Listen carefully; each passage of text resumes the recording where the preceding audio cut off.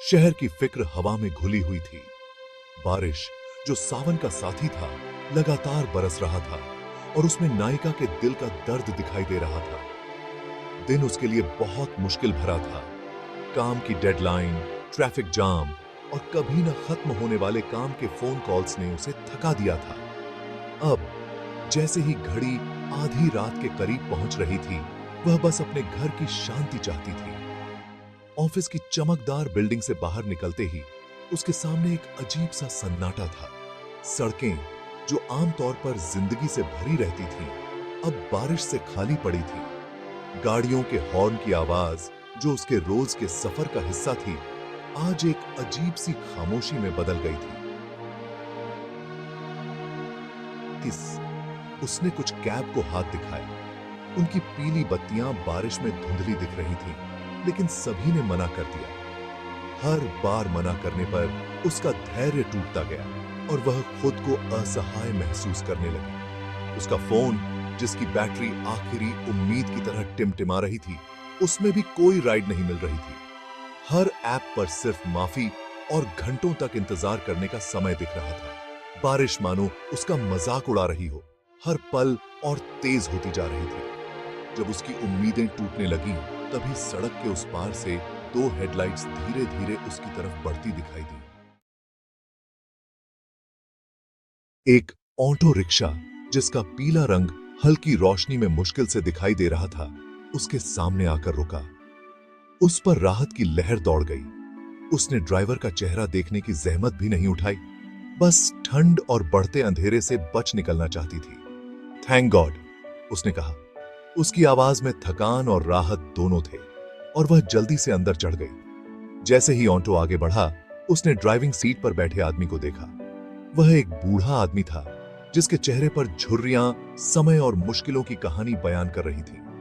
उसकी फीकी पगड़ी के नीचे से सफेद बाल दिख रहे थे और उसकी आंखें, गहरी और रहस्यमयी, किसी राज को छुपाए हुए लग रही थीं। उसने कुछ नहीं कहा, बस अपनी मौजूदगी के जवाब में धीरे से सिर हिलाया और फिर से सड़क पर ध्यान लगा लिया। ऑटो में सन्नाटा छाया हुआ था। दूसरे ड्राइवर अक्सर बातचीत या बॉलीवुड गानों से खामोशी को दूर भगाते थे, पर यह आदमी बारिश की आवाज और इंजन की आवाज में खोया हुआ था। उसका शांत स्वभाव हालांकि असामान्य था, पर अजीब तरह से सुकून देने वाला था। यह दिन भर की शोर शराबे से एक सुखद बदलाव था।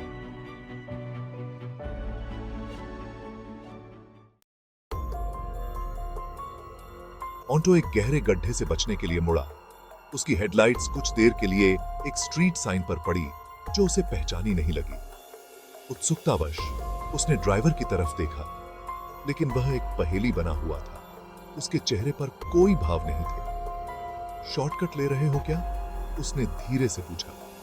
बूढ़े आदमी ने बस सिर हिलाया। उसकी निगाहें सड़क पर टिकी हुई थीं। उसके घर के रास्ते के जाने पहचाने निशान गायब थे। उनकी जगह संकरी, घुमावदार गलियां थीं, जहां वह पहले कभी नहीं आई थी। इमारतें पुरानी और जर्जर दोनों तरफ खड़ी थीं।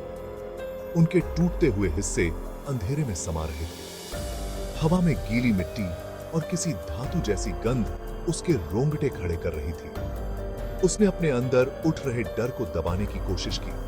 खुद को समझाया कि यह बस अनजान जगह और देर रात का असर था, आदों से था।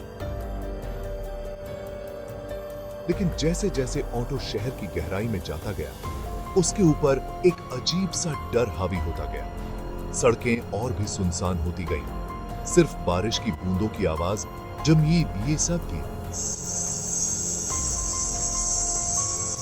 ऑटो की छत पर गूंज रही थी। उसने अपनी खिड़की बंद कर ली, सुरक्षा की तलाश में, लेकिन इससे उसकी बढ़ती बेचैनी कम नहीं हुई। बूढ़े आदमी की खामोशी, जो पहले सुकून देती थी, अब भारी, खतरनाक लग रही थी।